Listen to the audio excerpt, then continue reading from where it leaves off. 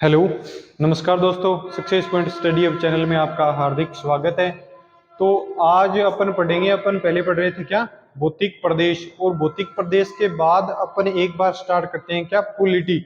आज अपन पढ़ेंगे Indian polity, ठीक है। इंडियन पॉलिटी पढ़ेंगे आज, भारतीय राजनीति।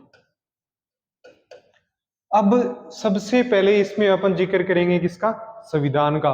क्योंकि बहुत से है ना, आप बुक्स में देखोगे 1773 का अधिनियम या उससे आगे के जो अधिनियम वगैरह पढ़ाते हैं, सबसे पहले अपन संविधान का जिक्र करेंगे। उससे आपको वो सब बातें क्लियर हो जाएंगी कि अधिवेशन क्या थे, अधिनियम क्या थे, सब कुछ पता चल जाएगा इसमें। तब करके वो पार्ट अपन आगे पढ़ाएंगे। तो सबसे पहले अपन क्या पढ़ेंगे आज, संविधान। क्या पढ़ेंगे, संविधान। अब आप समझोगे कि संविधान क्या होता है, क्या समझोगे कि संविधान होता क्या है। संविधान जैसे एक एग्जांपल बताता हूं मैं आपको और उससे समझना। ये कोई बुक होगी, ठीक है। इसमें क्या आ जाएंगे, लेसन, उसमें एक क्या गया, नेम, और ये हो गए उसके पेज। ये एक एग्जांपल है, इससे आपको अच्छे से समझ में आ जाएगा, ठीक है। तो बुक क्या है, बुक है एक संविधान। क्या, संविधान। लेसन क्या है, लेसन कितने होते हैं बुक में, तो इसमें भाग इसी तरह 22 भाग हैं, ठीक है, 22 भाग। अब उस लेशन का नाम, तो 22 भाग में से अपन किसी एक लेशन को ले लेते हैं। जैसे अपन ने एक नंबर ले लिया, लेशन नंबर एक। एक में क्या था, क्या है, भारत के राज्य व संघ। इसमें क्या होगा, भारत के राज्य व संघ, ठीक है। और पेज नंबर क्या होंगे, 1 से 4। 1 से 4 का मतलब इसमें अनुच्छेद है वो कितने हैं, 4 अनुच्छेद हैं। अब संविधान की बेसिक सी जानकारी और ले लेते हैं अपन। कुल अनुच्छेद कितने हैं, अगर बात करें कुल अनुच्छेद, तो कुल अनुच्छेद है वो 395। कितने हैं, अगर अपन बात करें कि संविधान में कुल कितने भाग हैं, तो भाग कितने हैं, टोटल 22 भाग हैं, ठीक। अब पढ़ते हैं कि इसमें अनुसूचियां कितनी है। अनुसूचियां, अनुसूचियां हैं वो 12 हैं। अब जानो कि प्रीशिष्ट कितने हैं, प्रीशिष्ट, प्रीशिष्ट हैं 2। अब एक बात आपको दिमाग में आ रही होगी कि प्रीशिष्ट क्या होते हैं। प्रीशिष्ट वो होते हैं कि संविधान ने अपन ने कुछ लिखा उसमें और कुछ भाग उसी का शेष रह गया, वो अपन उसमें एडिशन ना करके किस में दर्शा देंगे, वो अपन दर्शा देंगे किसमें, परिशिष्ट में दर्शा देंगे उसको, ठीक है। अब सबसे पहले अपन भाग 1 की बात करेंगे, किसकी, भाग 1 के बारे में पढ़ेंगे। भाग 1, भाग 1 में क्या आता है, भारत के संघ व राज्य क्षेत्र। क्या, भारत के संघ व राज्य क्षेत्र, संघ व राज्य क्षेत्र, समझ रहे हो। इसमें क्या आएगा, संघ व राज्य क्षेत्र। अब बात करें कि भाग 1 में अनुच्छेद कितने आएंगे, इसमें अनुच्छेद होंगे वो 1 से 4। 1 से 4 अनुच्छेद आएंगे, कौन से में, भाग 1 में। और भाग 1 में किसका उल्लेख है, भारत के संघ व राज्य क्षेत्र का उल्लेख है। इतनी बात समझ गए। अब इससे आगे अनुच्छेद 1 की बात करते हैं अपन। कहां से स्टार्ट करेंगे, अनुच्छेद 1। इसमें क्या लिख रखा है कि भारत है वो राज्यों का संघ है। क्या है, भारत है वो क्या है, राज्यों का संघ है। भारत राज्यों का संघ, संघ है। इसका मतलब क्या हुआ कि अगर भारत में से कोई राज्य अगर चाहकर भी अलग होना चाहता है तो वो अलग नहीं हो सकता। अर्थात भारत से कोई राज्य अलग नहीं हो सकता।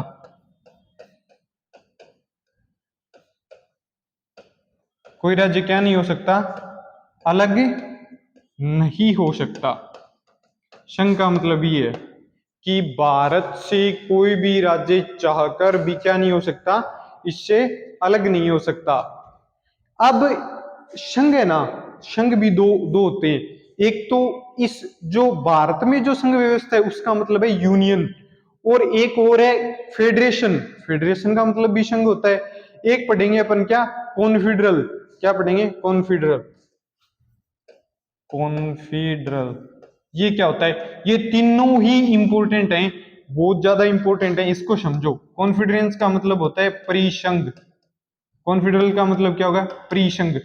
परिसंघ में क्या होता है, इसमें क्या होता है कि छोटे छोटे राज्य मिलकर एक अलग देश का निर्माण कर सकते हैं। किसका, अलग देश का निर्माण कर सकते हैं, और वो अपनी इच्छा के अनुसार अलग भी हो सकते हैं। क्या, अलग हो सकते हैं। तो परिसंघ है वो एक सबसे कमजोर कड़ी है। क्या है, क्योंकि इसमें छोटे छोटे राज्य मिलकर एक देश का निर्माण भी कर सकते हैं, और वो उससे अलग भी हो सकते हैं। क्या हो सकते हैं, अलग भी हो सकते हैं। तो छोटे छोटे राज्य मिलकर एक देश का निर्माण कर सकते हैं। किसका, देश का निर्माण कर सकते हैं। समझ गए बात। और वो इससे अलग भी हो सकते हैं, और वो क्या हो सकते हैं, इससे अलग भी हो सकते हैं।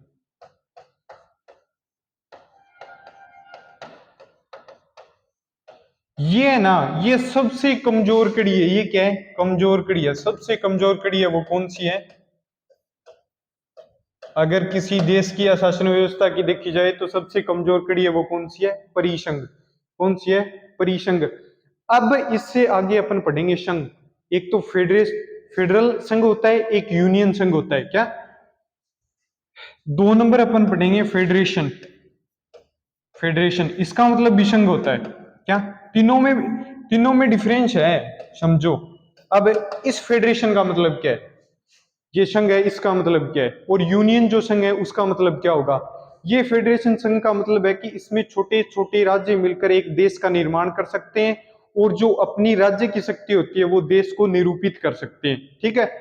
पर क्या होता है कि इसमें अगर कोई राज्य चाहता है कि मैं इस देश से बाहर होना चाहता हूं, तो वो हो सकता है उस राज्य से बाहर, लेकिन वो एक समझौते के तहत क्या होगा, उस देश से अलग होगा। इसमें क्या डिफरेंस आ गया, अलग इसमें भी हो सकता, पर इसमें किसी समझौते की जरूरत नहीं, अगर चाहा तो सीधा अलग हो सकता है। लेकिन इस संघ में, कौन से में, फेडरेशन में, कोई राज्य अगर चाहता है तो वो अलग तो हो सकता है, पर क्या होगा, उसमें एक एग्रीमेंट होगा, उसमें एक समझौता होगा। क्या, छोटे छोटे राज्य मिलकर किसका निर्माण करेंगे, देश का निर्माण। और वो देश से अलग भी हो सकते हैं, देश से अलग भी हो सकते हैं। क्या हो सकते हैं, देश से अलग भी हो सकते हैं। पर जब वो अलग हो गए तो एक समझौते के तहत, क्या, समझौते के तहत देश से अलग हो सकते हैं ना, देश से अलग हो सकते हैं। कौन, राज्य। अब दोनों में डिफरेंस समझ आ गया। परिसंघ और संघ में क्या डिफरेंस है, परिसंघ में ये है कि वो अपनी मर्जी से अलग हो सकते हैं, और इसमें एक समझौते के तहत अलग हो सकते हैं। अब आ गया 3 नंबर यूनियन, जो भारत में है। क्या है, जो भारत में है। इसका मतलब क्या है कि कोई राज्य भारत में शामिल तो हो सकता है, लेकिन वापस नहीं जा सकता। क्या हो सकता है, भारत में शामिल तो हो सकता है, लेकिन बाहर नहीं जा सकता। लेकिन बाहर नहीं जा सकता।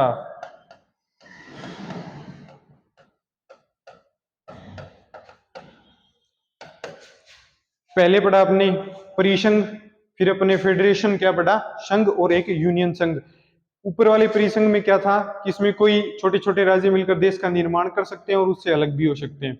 फिर अपने पढ़ा फेडरेशन। फेडरेशन संघ का मतलब क्या था कि इसमें कोई राज्य मिलकर देश का निर्माण तो कर सकते हैं, पर वो अलग भी हो सकते हैं एक समझौते के तहत। ठीक है। अगला जो यूनियन संघ था उसका मतलब क्या है कि कोई भारत देश में शामिल तो हो सकता है, ये सिर्फ भारत में लागू है कि भारत में शामिल तो हो सकता है, पर वो क्या है, भारत से अलग नहीं हो सकता। क्या नहीं हो सकता, वो भारत से अलग नहीं हो सकता। अब इससे आगे अपन पढ़ेंगे आर्टिकल नंबर 2। क्या पढ़ेंगे, आर्टिकल नंबर 2 या अनुच्छेद नंबर 2। इसमें क्या होता है कि इसमें संसद को अधिकार है कि भारत के अंदर, क्या भारत के अंदर कोई भी राज्य क्षेत्र शामिल हो सकता है, क्या भारत के अंदर कोई भी राज्य क्षेत्र शामिल हो सकता है, किसके, बिना किसी राष्ट्रपति के पूर्व आदेश के। क्यों, कि राष्ट्रपति उसको मानने के लिए बाध्य है। और बाध्य कैसे होगा, संसद में अगर किसी भी पार्टी का 50% अगर बहुमत होगा तो राष्ट्रपति उसको मानने के लिए क्या है, बाध्य है। क्या है, मानने के लिए बाध्य है। तो आर्टिकल नंबर जो 2 है उसमें क्या लिखा हुआ कि भारत में कोई भी राज्य, क्षेत्र या देश शामिल हो सकता है बिना किसी राष्ट्रपति के पूर्वादेश के। ठीक है, भारत में कोई भी क्या हो सकता है, राज्य या क्षेत्र, राज्य, क्षेत्र या कोई देश, देश शामिल हो सकता है, लेकिन वो वापस नहीं जा सकता, फिर शामिल हो सकता है। और वो भी कैसे, बिना किसी पूर्वादेश के। और वो पूर्वादेश किसको, राष्ट्रपति, राष्ट्रपति को बिना पूर्व आदेश दिए सीधा ही संसद को इतना अधिकार है कि वो शामिल कर सकता है। क्योंकि संसद में जिस पार्टी का बहुमत होगा 50%, उसको राष्ट्रपति मानने के लिए क्या है, बाध्य है। क्या है, बाध्य है। अब ऐसे भारत में कोई राज्य, क्षेत्र शामिल हो सकता है, तो इसका एक एग्जाम्पल है, क्या है वो है सिक्किम। और सिक्किम मैप में कहाँ है, ये देखो ऊपर से ऐसे आते हैं तो इधर, यहाँ सिक्किम है, यहाँ क्या है, सिक्किम। अगर आपको मैप याद हो तो यहाँ सिक्किम है। तो ये सिक्किम क्या था, एक स्वतंत्र देश था। कुछ हिस्सा इसका तिब्बत में था, कुछ हिस्सा जो इधर की ओर था, जो क्या सिक्किम था, ये भारत में शामिल हो गया। क्या हो गया, भारत में शामिल हो गया। इसमें पहले क्या किया कि ये इंपॉर्टेंट बातें हैं, 35वां संविधान संशोधन, क्या 35वां संविधान संशोधन करके इसको क्या किया गया, शहर राज्य, शहर राज्य मतलब पूर्णतया राज्य का दर्जा नहीं दिया गया। क्या किया गया, शहर राज्य के अंतर्गत भारत में शामिल कर लिया गया। कौन से संविधान संशोधन के अंतर्गत, 35वें संविधान संशोधन के अंतर्गत सिक्किम को भारत में शामिल कर लिया गया। और 35वां संविधान संशोधन की अगर बात करें तो ये कब हुआ है, ये हुआ है 1974 में। ठीक है, ये कब हुआ, 1974 में। अब बात करते हैं 36वां संविधान संशोधन, ये कब हुआ, ये हुआ है 16 मई, कब, 16 मई 1975 को। इसके अंतर्गत क्या किया गया है, इसके अंतर्गत सिक्किम को भारत का 22वां राज्य बना दिया गया। क्या कर दिया गया, सिक्किम को भारत का 22वां राज्य बना दिया गया। कौन सा, 22वां राज्य बना दिया गया। किसको बना दिया गया, सिक्किम को। कौन से संविधान संशोधन के अंतर्गत, 36वें संविधान संशोधन के अंतर्गत। कब हुआ, 16 मई 1976 को। कब, 16 मई 1975 को। और इसके तहत क्या किया गया, सिक्किम को भारत का 22वां राज्य बना दिया गया, यार राज्य का दर्जा दे दिया गया। इसके बाद पढ़ते हैं अपन आर्टिकल नंबर 3। कौन सा, आर्टिकल नंबर 3। इसमें क्या है कि संसद अगर चाहे तो किसी राज्य के नाम, क्षेत्र में परिवर्तन कर सकती है। क्या, संसद अगर चाहे तो आर्टिकल 3 के अंतर्गत किसी भी राज्य या क्षेत्र में परिवर्तन कर सकती है, या उसके नाम में परिवर्तन कर सकती है। क्या कर सकती है, उसके राज्य के क्षेत्र में और उसके नाम में परिवर्तन कर सकती है। ठीक है, संसद किसी राज्य के नाम, क्षेत्र व सीमा में परिवर्तन कर सकती है। क्या कर सकती है? परिवर्तन कर सकती है। इसमें भी क्या होता है कि वो ये राष्ट्रपति की अनुमति जरूरी नहीं है। क्यों? वो ये अगर संसद में 50% बहुमत होगा तो राष्ट्रपति उसको मानने के लिए क्या होगा? बाध्य होगा। क्या होगा? बाध्य होगा। इसके अंतर्गत 3 एग्जाम्पल आते हैं, वो बताता हूं। इसके एग्जाम्पल कौन कौन से हैं? जिसके क्या परिवर्तन हुआ है? जिसके क्षेत्र में परिवर्तन हुआ है, अर्थात उनके 2 टुकड़े कर दिए गए। क्या? 2 टुकड़े कर दिए गए। अब मध्य प्रदेश से अलग हुआ छत्तीसगढ़। मध्य प्रदेश से कौन अलग हुआ? छत्तीसगढ़। वो कब हुआ? 1 नवंबर 2000 को। अब यूपी से क्या अलग हुआ? यूके। यूके यानी उत्तराखंड, समझ गए? उत्तराखंड। ये कब अलग हुआ? 9 नवंबर 2000 को। ठीक है। अब बिहार से क्या अलग हुआ? बिहार से अलग हुआ झारखंड। झारखंड। ये कब अलग हुआ? ये 15 नवंबर 2000। क्या? 15 नवंबर 2000। ये क्या है? क्षेत्र में परिवर्तन है, यानी इस क्षेत्र को 2 भागों में विभाजित कर दिया। मध्य प्रदेश छत्तीसगढ़ से अलग 1 नवंबर 2000, यूपी उत्तर प्रदेश उत्तराखंड से अलग 9 नवंबर 2000, बिहार झारखंड से अलग 15 नवंबर 2000। यहां तक अपन ने कितने आर्टिकल पढ़ लिए?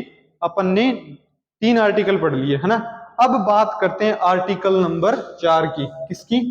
Article number 4। आर्टिकल नंबर 4 में क्या है कि अनुच्छेद, समझो मेरी बात, अनुच्छेद 2 या अनुच्छेद 3 पर अगर संसद कोई प्रक्रिया कर रही है तो राष्ट्रपति उसके बीच में हस्तक्षेप नहीं कर सकता। क्या नहीं कर सकता? राष्ट्रपति है वो उसके बीच में हस्तक्षेप नहीं कर सकता। किसके बीच में हस्तक्षेप? जब अनुच्छेद 2 व 3 पर संसद कोई कार्रवाई कर रही हो, ठीक है, तो क्या होता है कि राष्ट्रपति उसमें किसी प्रकार का हस्तक्षेप नहीं कर सकता। इसका रीजन जानो क्यों नहीं कर सकता? कि अनुच्छेद 4 है ना। क्या है? अनुच्छेद 4। अनुच्छेद 4 को 368 से कौन सा? संविधान संशोधन, जिसमें 368 अनुच्छेद में क्या है? संविधान संशोधन, उससे अलग रखा गया है। और जो 368 से अलग होगा ना, जो भी अनुच्छेद 368 से अलग होगा उसमें राष्ट्रपति के हस्ताक्षर की क्या जरूरत नहीं है। ठीक है। तो अब समझो कि अनुच्छेद 2 में क्या था? अनुच्छेद 2 में था कि अपन किसी भी राज्य या क्षेत्र को भारत में शामिल कर सकते हैं, और 3 नंबर था राज्य या क्षेत्र में परिवर्तन कर सकते हैं। अगर ऐसा कुछ कर रहे हैं और अपन ने वो संसद ने जो डिसीजन ले लिया तो राष्ट्रपति उसको रोक नहीं सकता, और उसके हस्ताक्षर की भी जरूरत नहीं है इस टाइम। क्यों? क्योंकि अनुच्छेद 4 है वो अनुच्छेद 368 संविधान संशोधन से बाहर है। ठीक है। और जो 368 से बाहर है उसका मतलब क्या हो गया कि उस पर राष्ट्रपति के हस्ताक्षर की जरूरत नहीं है। ठीक है। अब समझो अनुच्छेद 4।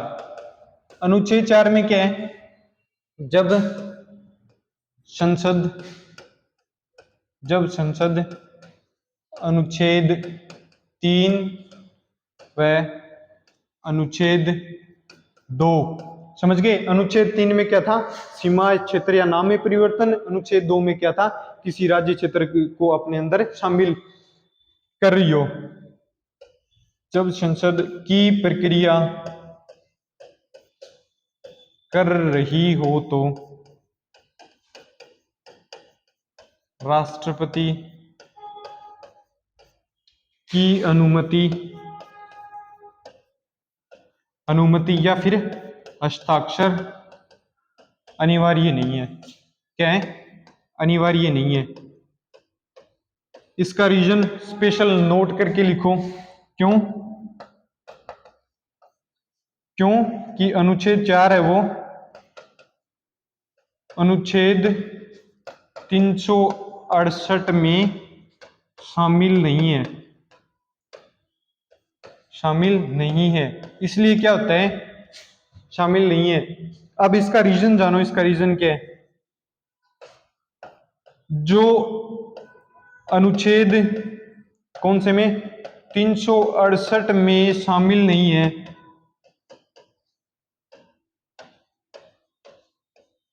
उस पर राष्ट्रपति के हस्ताक्षर अनिवार्य नहीं है। क्या है, उस पर राष्ट्रपति के हस्ताक्षर अनिवार्य नहीं है। समझ गए बात। क्योंकि अनुच्छेद 4 है वो क्या करता है, 2 या 3, 2 में क्या था, किसी राज्य क्षेत्र को अपने अंदर शामिल करता है, 3 किसी राज्य क्षेत्र की सीमा में परिवर्तन कर रहा है और ये प्रक्रिया कर रहा है, तो उसमें राष्ट्रपति का कोई रोल नहीं है। सीधी सी और स्पष्ट सी बात यह है कि अनुच्छेद 4 368 के अंतर्गत नहीं आता, और जो 368 के अंतर्गत नहीं आता उस पर राष्ट्रपति के हस्ताक्षर अनिवार्य नहीं है। ठीक है, अब इससे आगे अपन बात करते हैं अखंड भारत। अखंड भारत का मतलब जिस समय भारत के खंड या टुकड़े नहीं हुए थे, तो भारत के कितने टुकड़े हुए हैं, भारत 3 भागों में बटा था उस टाइम। कौन कौन से में, बात है 1893 की। कब, 1893। तो डूरंड रेखा खींची गई, कौन सी, डूरंड रेखा।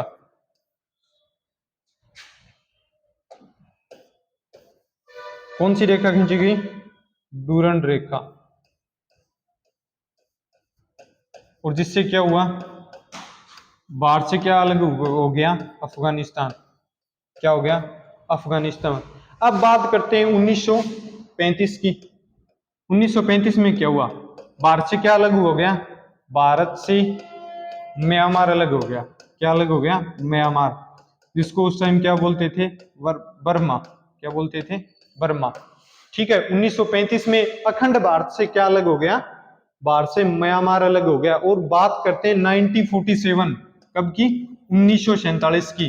तो क्या हो गया, पाकिस्तान भारत से अलग हो गया। कौन, पाकिस्तान भारत से अलग अलग हो गया, पाकिस्तान भारत से अलग। और उसके बीच में कौन सी सीमा रेखा लगती है, मैंने आपको पढ़ाया था, रेड क्लिफ। कौन सी, रेड क्लिफ।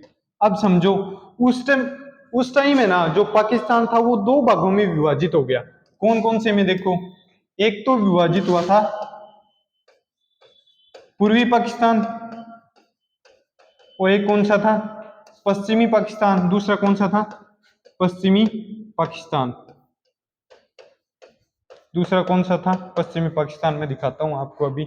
जैसे ये अपन ने क्या ले लिया, मैप, एक बार थोड़ा ये था।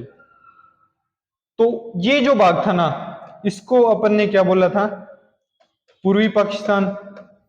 और इस भाग को जो यहां तक लगता है, इसको अपन ने क्या बोला था, पश्चिमी पाकिस्तान। तो पश्चिमी पाकिस्तान था ना उस टाइम, वो तो क्या रह गया अब, पाकिस्तान। ठीक है, और जो पूर्वी पाकिस्तान था वो क्या रह गया अब, बांग्लादेश। क्या हो गया, बांग्लादेश। आगे बात समझ में। तो जो पूर्वी पाकिस्तान था वो क्या बन गया, बांग्लादेश। बांग्लादेश की राजधानी क्या है, ढाका। लिख लो, किसी को याद नहीं है तो लिख लो, ढाका। और अब जो पश्चिमी पाकिस्तान था वो क्या रह गया, वो सिर्फ पाकिस्तान रह गया। क्या रह गया, पाकिस्तान। और पाकिस्तान की राजधानी आपको याद ही होगी, इस्लामाबाद। क्या थी, इस्लामाबाद। ठीक है, इतनी बात समझ में आ गई। अखंड भारत था वो 3 भागों में टूट गया। कौन कौन से में, 1893 की बात करें तो अफगानिस्तान टूट गया, 1935 की बात करें तो बर्मा या बोले म्यांमार, और 1947 की बात करें तो पाकिस्तान। जो पूर्वी पाकिस्तान था वो क्या हो गया, बांग्लादेश। पश्चिमी पाकिस्तान था वो क्या रह गया, पाकिस्तान। अब आजादी थी ना, आजादी के समय भारत में कुल कितनी रियासत थी, आजादी के समय रियासत कितनी रियासत थी, 552 रियासत थी। इसको मिलाने का काम किसने किया, जो 552 रियासत थी ना, उसको अंग्रेजों ने क्या क्या कहा था कि या तो आप भारत में शामिल हो सकते हो, या आप पाकिस्तान में शामिल हो सकते हो, या फिर अपना एक स्वतंत्र देश बना सकते हो, यानी अलग से अपना देश और अपनी कानून व्यवस्था आप स्थापित कर सकते हो। जो जिस टाइम स्वतंत्र हुआ उस टाइम अंग्रेजों ने कहा था कि आप ये 552 रियासतें ये भारत में शामिल हो सकती हैं, पाकिस्तान में अपना स्वतंत्र अलग से देश बना सकते हैं। तो क्या हुआ कि उस टाइम सरदार पटेल, वीपी मेनन और एक था माउंटबेटन, इन्होंने बहुत सारी कोशिशें की। कौन कौन था? सरदार पटेल, वीपी मेनन और माउंटबेटन। कौन था? माउंटबेटन। इन्होंने काफी प्रयासों से लगभग रियासतों को भारत में शामिल कर लिया, लेकिन 3 रियासत रह गई जिनको ये भारत में शामिल नहीं कर पाई। और अभी हम उन्हीं तीनों रियासतों के बारे में पढ़ेंगे। पहली थी कौन सी? हैदराबाद। दूसरी कौन सी थी? जूनागढ़।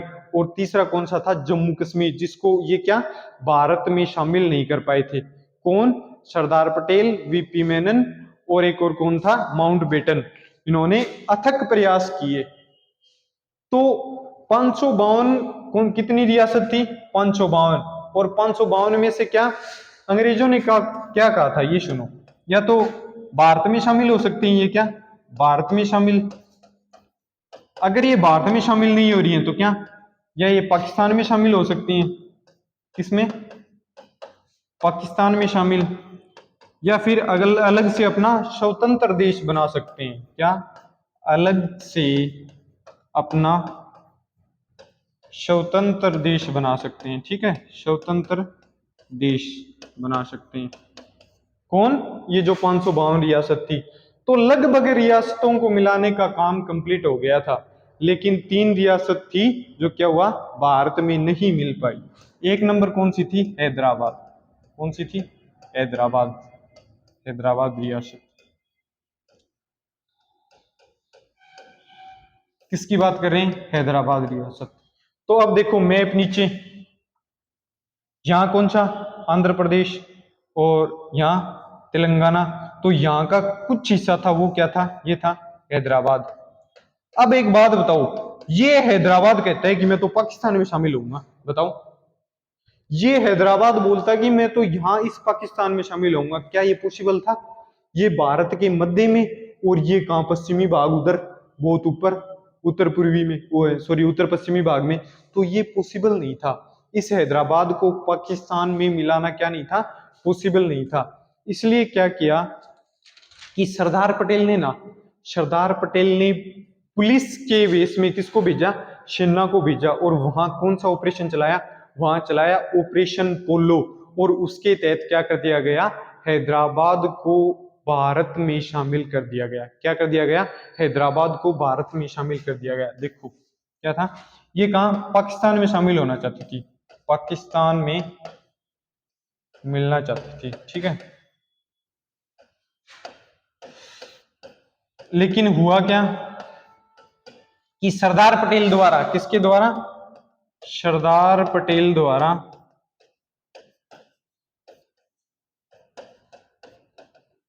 पुलिस के वेश में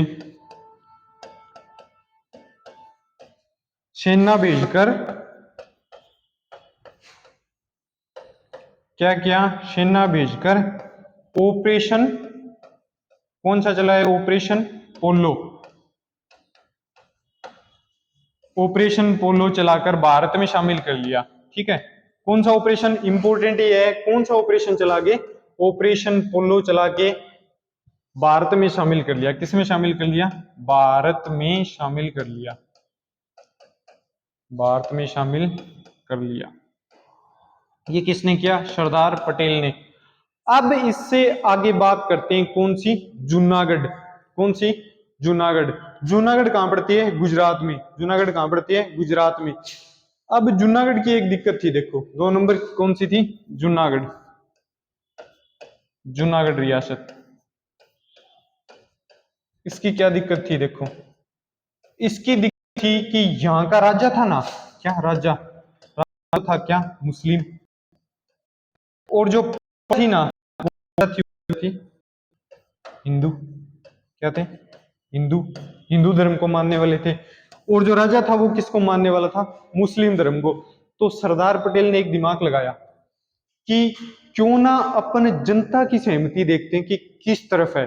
और उसने एक सभा का आयोजन किया और उसमें जनता से पूछा कि आप किस देश में रहना चाहते हो, कहाँ शामिल होना चाहते हो। तो जनता थी हिंदू और उन्होंने क्या कहा कि हम भारत में शामिल होना चाहते हैं। क्या भारत में शामिल होना चाहते हैं, इसलिए क्या जनमत संग्रह से, यानी लोगों को इकट्ठा किया और उनसे पूछा, जनमत संग्रह से इसको भारत में शामिल कर लिया गया। क्या कर लिया गया? भारत में शामिल कर लिया गया।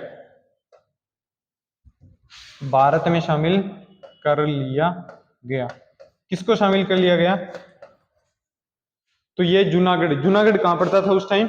जूनागढ़ था गुजरात में, ये था गुजरात में, जिसको भारत में शामिल कर लिया गया। तो अब पूछ लेंगे, ऐसे नहीं पूछेंगे, हैदराबाद को भारत में शामिल किया क्या? ऑपरेशन पोलो चलाकर। जूनागढ़ को भारत में शामिल किया जनमत संग्रह से। किससे? जनमत संग्रह से। किससे शामिल किया? जूनागढ़ को। अब बात रहेगी जम्मू एंड कश्मीर। 3 नंबर कौन कौन था? जम्मू कश्मीर रियासत। ये ना जूनागढ़ की जस्ट ऑपोजिट थी। देखो क्या थी, यहां क्या था कि यहां का जो राजा था ना, राजा तो था हिंदू, और जिसका नाम क्या था? हरि सिंह। हरि सिंह। और यहां की प्रजा थी ना, वो क्या थी? मुस्लिम। अब यहां दिक्कत आ गई। क्यों? अगर राजा से पूछा जाए तो राजा क्या कहता कि हम भारत में शामिल होना चाहते हैं, और अगर प्रजा से पूछा जाए तो प्रजा क्या बोल रही थी? हम पाकिस्तान में शामिल होना चाहते हैं। तो क्या होता है कि राजा एक रह गए और प्रजा बहुत सारी रह गई। तो चलनी किसकी थी? वो तो प्रजा की चलनी थी। अब रही बात ये कि उधर से इन्होंने प्रजा ने क्या कह दिया कि हम पाकिस्तान में शामिल होना चाहते हैं, और पाकिस्तान ने मौका देखकर क्या किया? आतंकवादियों से इनका घेराव या यहाँ पड़ाव डाल दिया। ठीक है, यानी यहाँ हमला कर दिया। तब हरि सिंह क्या पहुंचे? हरि सिंह भारत में किसके पास पहुंचे? जवाहरलाल नेहरू के पास पहुंचे, और उन्होंने बताया कि ऐसे ऐसे कुछ हो रहा है और पाकिस्तान ने हमला कर दिया, और वो अपने जम्मू कश्मीर को कहां शामिल करना चाहता है? पाकिस्तान में शामिल करना चाहता है। उसी समय सरदार पटेल ने क्या किया कि हरि सिंह को बुलाकर क्या किया? जो इसका क्षेत्र है ना, जितना भी कश्मीर का क्षेत्र था, उसके विलय पत्र पर हस्ताक्षर करवा लिए। क्या करवा लिए? विलय पत्र, यानी इसको भारत में मिलाने का जो पत्र था, विलय पत्र, उस पर हस्ताक्षर करवा लिए, और तुरंत कार्रवाई कर इसको क्या कर लिया? पाकिस्तानियों को भगा दिया और इसको भारत में शामिल कर लिया। क्या कर लिया गया?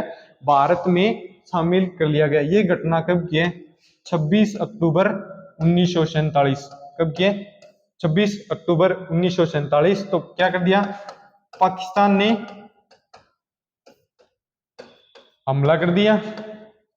तो हरि सिंह किसके पास पहुंचे? हरि सिंह जवाहरलाल नेहरू के पास पहुंचे,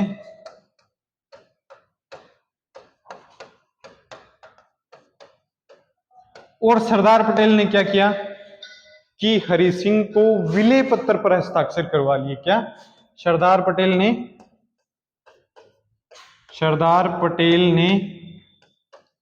क्या किया? विलय पत्र पर हस्ताक्षर करवा लिए। विलय पत्र पर हस्ताक्षर करवा लिए।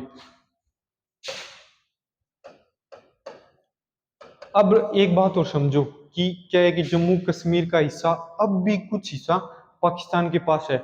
अगर भारत चाहता तो अभी भी उस हिस्से को ले सकता है, लेकिन क्या होता है कि जब तक अपन यूएनओ के अंतर्गत या यूएनओ के जो जितने भी मामले हैं वो चेक करते हैं, उसमें अगर अपन कहीं भी डिफॉल्टर नहीं पाए गए तो एक तो क्या होगा, अपन को वीटो पावर मिल जाएगा। जिस टाइम भारत को वीटो पावर मिल जाएगा, उसी टाइम जो जम्मू कश्मीर का हिस्सा है ना, वो क्या कर लेगा? भारत अपने अंदर मिला लेगा, क्योंकि भारत के पास साक्ष्य हैं। हरि सिंह ने जो विलय पत्र पर सिग्नेचर किए वो यूएनओ में क्या कर दिए गए? दिखा दिए गए। अब वो उस पर डिसीजन ले रहा है और वो थोड़ा टाइम लग सकता है, इसलिए भारत किसी भी प्रकार की कोई भी हलचल नहीं कर रहा है, क्योंकि भारत को वर्तमान में वीटो पावर की जरूरत है।